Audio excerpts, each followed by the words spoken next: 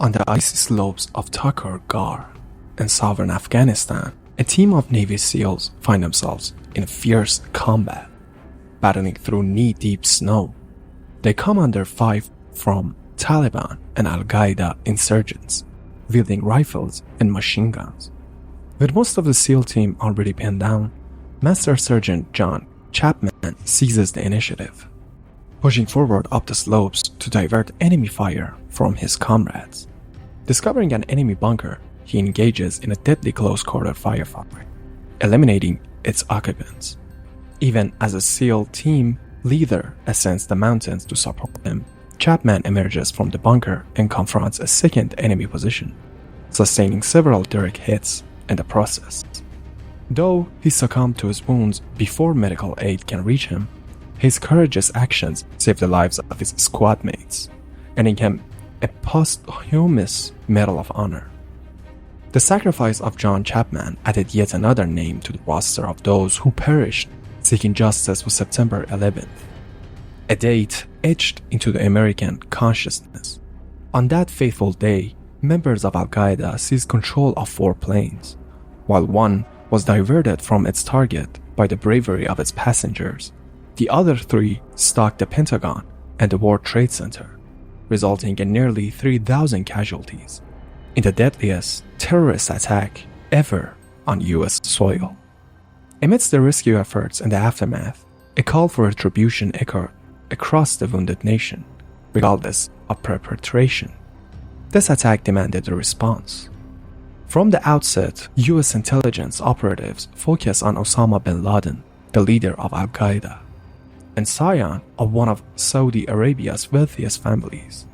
Bin Laden was already a suspect in the bombings of 2 US embassies in East Africa, and the Clinton administration had made multiple attempts to capture or eliminate him in 1998 and 1999. However, bin Laden proved a cunning adversary, evading every trap set for him. But with the global spotlight now fixed on Al-Qaeda after 9/11 attacks, pressure mounted on their key backers in the Middle East, particularly the Taliban. While America mourned its fallen, President George W. Bush issued a resolute ultimatum to the Taliban, Afghanistan de facto rulers. His message was unequivocal: expel Al-Qaeda and surrender bin Laden, or face the destruction of their illegitimate regime with force. The Taliban defiantly refused, setting the stage for another bloody conflict in the Middle East. But before delving into the 2001 invasion, let's make a moment to establish context. Historically, Afghanistan has been among the most tumultuous and unstable regions globally. Isolated by towering peaks of Hindu Kush, it remained a land of nomadic cattle herders and tribal domains well into the 20th century. Modern infrastructure's developments were abruptly interrupted by the 1978 Communist Revolution, leading to a Soviet invasion the following year. Emerging as a new battleground in the Cold War, Afghanistan attracted attention from various global powers, including the United States, Saudi Arabia, and notably Pakistan. Since gaining independence in 1947, Pakistan had compelling reasons to interfere in Afghanistan's affairs, similar to 19th century Germany's efforts to prevent a Franco-Russian alliance. Pakistan has invested significant time and resources into obstructing Afghanistan's ties with India. Such a partnership would isolate Pakistan, rendering it vulnerable economically and militarily. During the Soviet invasion of Afghanistan, the Pakistani Inter-Service Intelligence Agency, ISI for short, covertly channeled funds and equipment of the CIA and Saudi Arabia to guerrilla forces in Afghanistan. The Mujahideen, a diverse coalition of anti-Soviet fighters, benefited most from this support. A coalition of tribal warlords and jihadists, united primarily by their goal of expelling foreign occupiers, exploited Afghanistan's rugged terrain to their advantage. The Mujahideen waged a successful guerrilla campaign against the USSR. The Soviet Union withdrawal from Afghanistan in 1989 precipitated the complete collapse of the Democratic Republic of Afghanistan just 3 years later. It was during this period that the Taliban rose to prominence, comprised mainly of ethnic Pashtun students from the traditional Islamic schools. The Taliban initially appeared as a mere viable alternative to the faction Mujahideen factions. Exploiting the ensuing chaos, the Taliban gained international recognition by seizing Afghanistan's capital, Kabul, establishing the Islamic Emirates of Afghanistan. This oppressive regime garnered official recognition solely from Saudi Arabia, the United Arab Emirates, and Pakistan. Under Taliban rule, Afghanistan swiftly became a sanctuary for terrorists, drug traffickers, and slave traders. By 1999, the country was exporting at least 4,000 tons of opium poppies, accounting for 75% of the global supply. This illicit trade often constituted the primary income source for Afghan villages, ensuring continued local support for the Taliban despite their severe reinforcement of Sharia law. Consequently, Afghanistan became an ideal refuge for Al-Qaeda and Osama bin Laden. By 2001, the United States was no stranger to military operation in the Middle East. During the Gulf War, US forces decisively defeated Saddam Hussein's army, despite Iraq possessing the world's fourth largest standing military. However, the invasion of Afghanistan posed challenges not seen since Vietnam, confronted with a decentralized guerrilla force, many of whom were veterans of the Soviet-Afghan War. The US faced adversaries who would retreat to mountainous strongholds and wait out attacks. A crucial element for a successful invasion was severing Taliban support for Middle Eastern allies, necessitating diplomatic action with Pakistan. The ISI had long been a staunch supporter of the Taliban.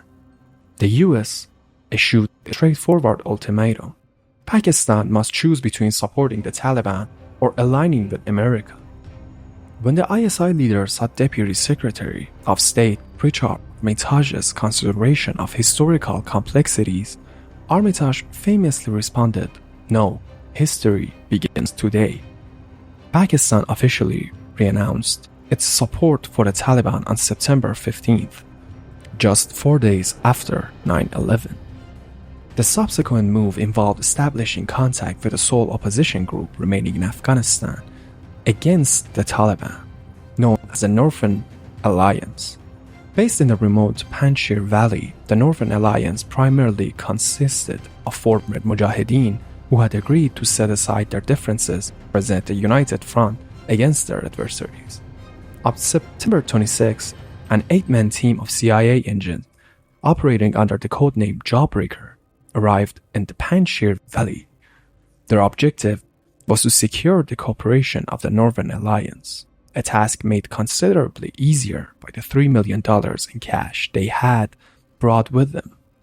Additional forces soon reinforced Jawbreaker.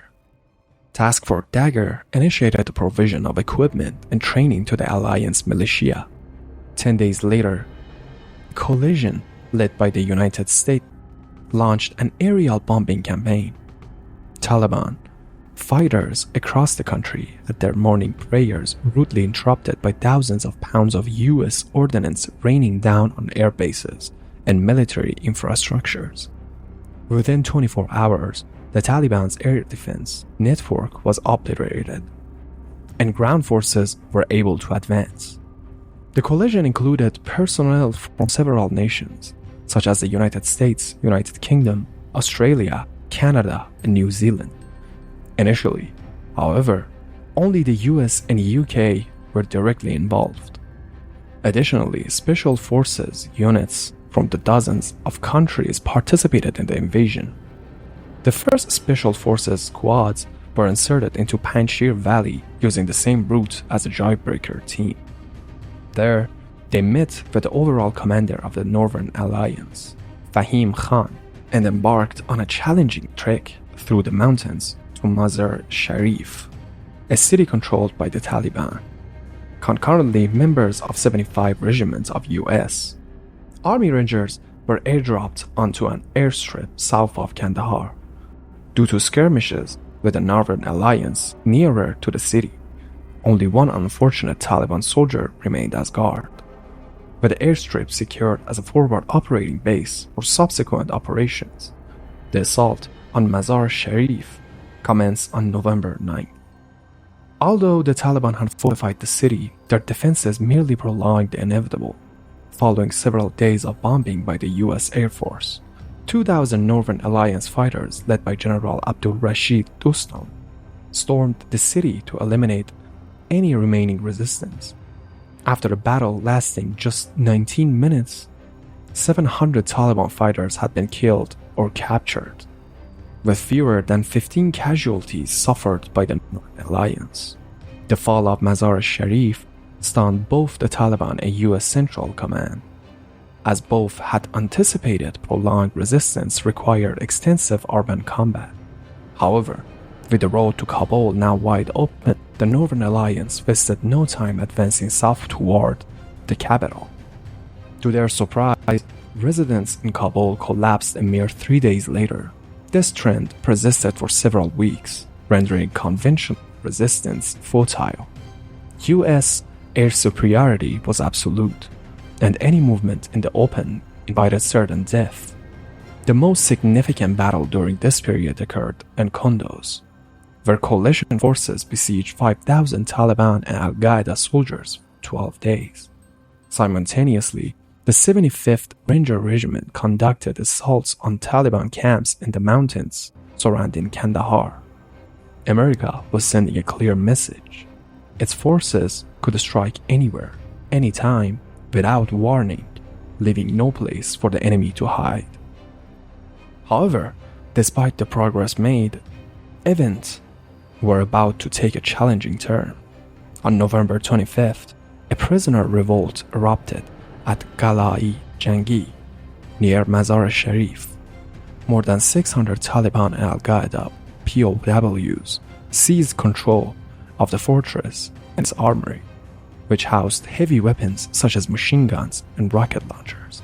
Although the revolt was eventually suppressed, the body of CIA agent Johnny Michael Spann was recovered from the rubble, marking the first American casualty in Afghanistan as a result of direct combat. The Battle of Kunduz concluded with Taliban surrendering en masse. However, many of their leaders were conspicuously absent with the city capitulated. It is suspected that they were airlifted out of the city by the ISI shortly before its fall. This event, dubbed the Airlift of Evil, remains one of the most controversial incidents of the entire war, symbolizing the intricate political maneuvering behind the invasion. In terms of politics, operations in November witnessed the rise of Hamid Karzai, Afghanistan future president, leading a small guerrilla force supported by coalition troops and air cover. Karzai liberated the town of Train Kot on the 15th and successfully defended it against the Taliban counterattack. Local militia railed to Karzai's cause, swelling his ranks to over 800 men. On December 6, Kandahar, the Taliban's last major stronghold in Afghanistan, came under siege. The city had already endured coalition bombing campaigns and various ordnance, including Tomahawk cruise missiles, surrounding on all sides. The defenders opted for negotiation or certain death. Ultimately, the greatest challenge faced by US forces was a friendly fire incident that resulted in a bomb being dropped near Hamid Karzai's position, lightly injuring him and causing the deaths of 3 American soldiers. Despite this setback, negotiations proved successful, and Kandahar surrendered on 7th. With this victory secured, Hamid Karzai assumed the presidency, signaling the end of Taliban regime. Although Osama bin Laden and most of Al-Qaeda leadership remained elusive, US intelligence speculated that they had fled to Jalalabad. The coalition swiftly pursued them, only to see the terrorist forces retreat to a location everyone had hoped to avoid. The notorious White Mountain Cave Network, known as Terra Bora. Determined not to replicate Soviet errors, coalition leaders opted to rely on local Afghan troops for the assault. While funding from the CIA, they recruited 3,000 militia members and dispatched an Army Special Forces team, Operation Detachment Alpha 572, to advise and support them. Initially, progress seemed promising as the militia gained control of the mountain slopes and airstrikes were deployed against suspected insurgents in suspicious area. However, the fighting in the caves proved formidable. The Afghan militia proved less adept than anticipated by their CIA handlers. In fact, the militia leader was persuaded to enter negotiation with the terrorists. During the ensuing brief ceasefire, most of Al-Qaeda leaders, likely including bin Laden, escaped into Pakistan. Despite their profound frustration over failing to achieve the primary objective of invasion, coalition leaders endeavored to maintain optimism. Afghanistan was now ostensibly liberated from the Taliban rule, and the democratic process appeared to be gaining momentum. Humanitarian aid workers and relief supplies were pouring into the country, and the Western casualties numbered fewer than 100. However, for America, the continuous phase of occupation had only just begun. In February 2002, a US intelligence analysis identified that was believed to be a group of approximately 300 Taliban and Al-Qaeda fighters moving into the Shahai Kot Valley. In response, the US deployed 2,000 Special Forces soldiers to the area, supported by 1,000 Afghan militia. Operation Anaconda commenced on March 2nd and swiftly became infamous as a disastrous endeavor. Upon landing, American forces found themselves immediately engaged in a lethal encounter within a Taliban-controlled kill. The insurgents were well warned, and Apache gunships intended for air support came under intense fire from rocket launchers and anti-material rifles. 2 Chinook helicopters were downed, and US positions were bombarded by mortars. Afghan militia forces arrived in brightly colored trucks with headlights on, inadvertently presenting perfect targets for Taliban mortar fire.